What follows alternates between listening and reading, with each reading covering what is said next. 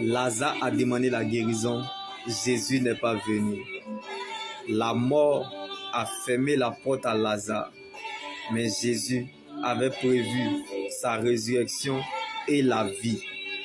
L'échec nous oriente parfois vers la meilleure destination. C'est ce qui a trahi Lazare. Lorsqu'il a demandé la guérison, Jésus n'est pas venu. Il était rempli d'amertume et de frustration. Mais il a fallu que Lazare meure et parte en tombeau pour aller le ressusciter. Donc, si Dieu ne te donne pas quelque chose, comme la maladie a fait crever Lazare jusqu'à la tombée, il est mort, c'est parce que ce n'est pas utile pour toi. Tu es éprouvé parce que tu es connu de Dieu.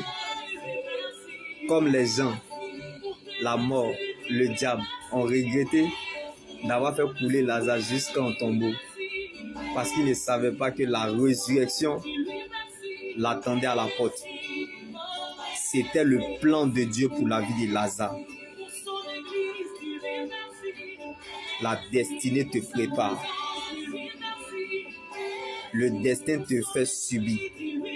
Quand les hommes sont témoins, c'est fort. Mais quand Dieu est témoin, c'est encore plus fort. Comme Jésus avait prévu la résurrection de Lazare. Reste tranquille, observe, ne dis rien.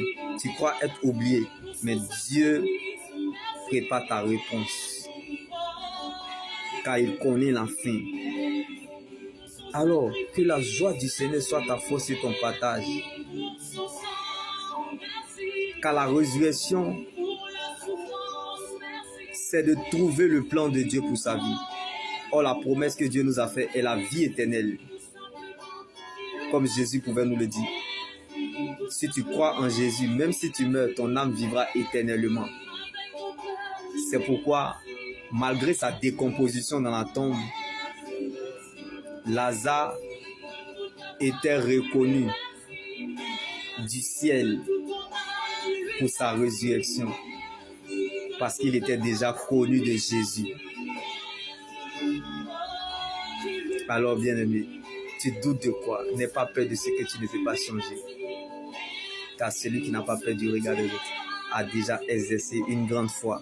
Un mort ne réagit pas. En Jésus, même ton cadavre sent bon. En Jésus, il n'y a pas chien, il n'y a pas chat. L'Éternel, il n'y a pas monnaie. Dieu ne nous doit rien, mais il rembourse crédit parce qu'il réserve toujours une heure pour les mépriser. Alors, attends-toi à l'inattendu rendez-vous divin. Dieu n'est pas pressé, ni perturbé, ni en avance, mais à l'heure.